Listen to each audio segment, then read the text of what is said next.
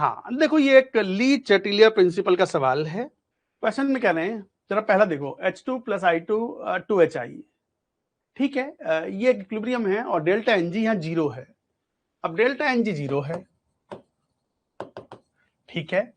Equilibrium unaffected by the inert gas addition at constant pressure. Constant pressure पे inert gas add करोगे तो क्या होगा? Constant pressure PV is equal to NRT. अब बाहर से गैस ऐड करोगे, मोल्स बढ़ेंगे तो प्रेशर तो कांस्टेंट है, टेम्परेचर कांस्टेंट, कुछ ना बोला जाए तो temperature is considered constant in questions. तो फिर तो PV is equal to NRT से एक बात क्लियर है, अगर टेम्परेचर कांस्टेंट है, आर कांस्टेंट है, प्रेशर कांस्टेंट रखने के लिए बोला है और मोल्स अगर बढ़ रहे हैं तो वॉल्यूम का बढ़ना तय है। वॉल्यूम का बढ़ना तय है, वॉल्यूम विल इंक्रीज। अच्छा, वॉल्यूम इंक्रीज होगा तो कंसेंट्रेशन घटेंगी। अब यहाँ डेल्टा एनजी 0 है, तो एक तरीके से इक्विलिब्रियम पर कोई प्रभाव नहीं पड़ेगा, क्योंकि भाई जैसे डेल्टा एनजी 0 है तो मान लो ये पार्शियल प्रेशर, मतलब एक तरीके से कंसेंट्रेशन H2 और I2 की घटी है वॉल्यूम बढ़ने से, तो HI की भी तो घटी है। ऊपर भी स्क्वायर का टर्म है, नीचे भी स्क्वायर का टर्म है, and that gets cancelled out. तो इसका मतलब इस वाले के आंसर क्या होंगे? Equilibrium unaffected by inert gas addition at constant pressure, बिल्कुल सही है, P. Forward shift by the right, shift होगा ही नहीं। Equilibrium unaffected by increase in pressure, जो चीज यहां हुई है वही लगभग यहां है। इस बार प्रेशर बढ़ा रहे हैं बट इनर्ट गैस के थ्रू नहीं बढ़ेगा, इस बार प्रेशर बढ़ा रहे हैं बाय डिक्रीजिंग द वॉल्यूम। तो इफेक्ट इंक्रीजिंग द वॉल्यूम का इफेक्ट भी कुछ नहीं पड़ा, तो डिक्रीज इन वॉल्यूम का भी कोई इफेक्ट नहीं पड़ेगा। हालांकि वॉल्यूम जब घटेगा, प्रेशर जब बढ़ाओगे तो वॉल्यूम घटा के ही बढ़ाओगे, और जब वॉल्यूम घटेगा तो सारी कंसेंट्रेशन बढ़ेंगी, बट वो न्यूमरेटर और डिनोमिनेटर सेम फैक्टर से बढ़ेगा, तो द रेशियो रिमेन सेम, तो Q और K equilibrium constant remain same. तो एक तरीके से आरबी आएगा, ठीक है। साथ में एस क्या लिखा है? बैकवर्ड शिफ्ट, शिफ्ट होगा ही नहीं। Partial pressure of each gas component decreases at new equilibrium by inert gas addition. Again constant pressure पे गैस को ऐड कर रहे हैं, कांस्टेंट प्रेशर पे गैस को ऐड करोगे तो क्या होगा? वॉल्यूम तो बढ़ चुका है, और जब वॉल्यूम बढ़ चुका है, भले ही इक्विलिब्रियम ना लेफ्ट गया ना राइट गया, बट कॉन्सेंट्रेशन तो घट गई, पार्शियल प्रेशर तो घटेगा, तो all partial pressure will decrease, all components. तो पार्शियल प्रेशर डिक्रीज होगा, तो T should be the answer. ये ज्यादातर बच्चों ने सही बताया है, ये गलत था, ये गलत था, ये सही था। Is it clear? This is one good question, ठीक है ना। एक पूरे क्वेश्चन से पूरा ली चेटिलियर प्रिंसिपल रिवाइज होगा, ये क्वेश्चन ही ऐसा है। आप चाहो तो कभी भी रिवीजन करना हो ली चेटिलियर का तो ये क्वेश्चन सॉल्व कर लेना बस किसी भी टाइम पे। चलो बी पर आते हैं। कैल्शियम कार्बोनेट अपने आप में एक बेस है, सॉलिड है, सॉलिड है, ये है, तो इसका मतलब Kp की वैल्यू जो होगी partial pressure of CO2 at equilibrium के बराबर होगी, ये वैल्यू है। और चूंकि Kp कांस्टेंट है तो इसका मतलब partial pressure of CO2 has to remain constant to remain to be at equilibrium, to remain to be at equilibrium. Now equilibrium unaffected by increasing the inert gas addition at constant pressure, नहीं।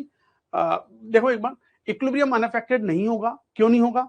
आपने volume बढ़ा दिया, constant pressure maintain करते हुए inert gas बढ़ाओगे तो volume बढ़ेगा, volume बढ़ेगा तो ये पार्शियल प्रेशर घटेगा, घटेगा तो केपी तो चेंज हो नहीं सकता, सेम पार्शियल प्रेशर रहना है, तो इक्विलिब्रियम फॉरवर्ड शिफ्ट होगा, तो ये पी नहीं हो सकता। Forward shift by the rise in the pressure, नहीं, प्रेशर राइज करोगे तो बैकवर्ड शिफ्ट होगा, तो इसका मतलब इक्विलिब्रियम अनअफेक्टेड, ये भी गलत है। Backward shift by the rise in the pressure, बिल्कुल सही है, प्रेशर बढ़ाओगे तो इस प्रेशर को घटाने के लिए reaction will go in the backward direction, and forward shift by the inert gas addition at constant pressure.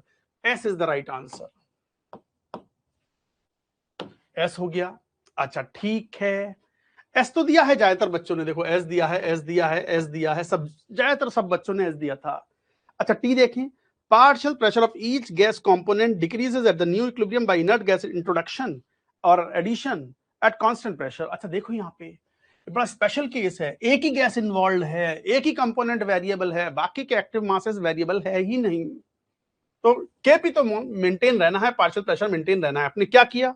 Partial pressure of the each gas, आपने इनर्ट गैस इंट्रोड्यूस कर दिया एट कांस्टेंट प्रेशर, तो obviously क्या हुआ? Volume बढ़ा, volume बढ़ा तो ये पार्शियल प्रेशर घटेगा, घटेगा तो इसके लिए इक्विलिब्रियम फॉरवर्ड शिफ्ट होगा, तो फॉरवर्ड शिफ्ट होगा, होगा, सही बात है, फॉरवर्ड शिफ्ट हो गया। फॉरवर्ड शिफ्ट होने के बाद में भी पार्शियल प्रेशर ऑफ CO2 उतना ही आएगा जितना ओरिजिनल इक्विलिब्रियम पर है, because it is equal to Kp। Partial pressure change हो गया तो Kp भी चेंज हो जाएगा। नहीं, Kp can not change, Kp can not change. तो इसका मतलब ये हुआ कि at new equilibrium partial pressure of the new equilibrium घटेगा नहीं घटेगा, it reaction will go in the forward direction and it will come to the original value. So answer is only S, only S. Clear? अब तो मेरे ख्याल से बस सही है। N2 + 3S2 2NS3 है। इक्विलिब्रियम अनअफेक्टेड नहीं होगा, चेंज होगा। Forward shift by the rise in the pressure, pressure rise होगा तो कम करने के लिए फॉरवर्ड जाएगा, बिल्कुल सही है। And backward shift by the inert gas introduction, बिल्कुल वॉल्यूम बढ़ेंगे, पार्शियल प्रेशर कम होंगे, बढ़ाने के लिए बैकवर्ड आएगा, तो बिल्कुल सही है। तो सी का क्यू सही ही है। इक्विलिब्रियम अनअफेक्टेड आएगा नहीं। बैकवर्ड शिफ्ट में rise in the pressure, pressure बढ़ाओगे तो बैकवर्ड शिफ्ट नहीं, फॉरवर्ड होगा। Partial pressure of each gas, हाँ ये टी भी आएगा, तो Q and T.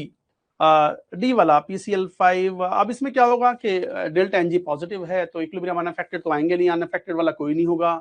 Forward shift में rise in the pressure, pressure बढ़ाओगे तो फॉरवर्ड शिफ्ट तो आएगा नहीं, तो ये एस आएगा इसका, एस। और साथ में चूंकि डेल्टा एनजी है इसमें +1 है तो पार्शियल प्रेशर बिल्कुल जब वॉल्यूम बढ़ेगा तो सभी नई वाली जो कंसंट्रेशन पार्शियल प्रेशर है दे विल कम डाउन, तो टी ऑल्सो विल कम। तो फाइनल आंसर होगा PRT S QT ST।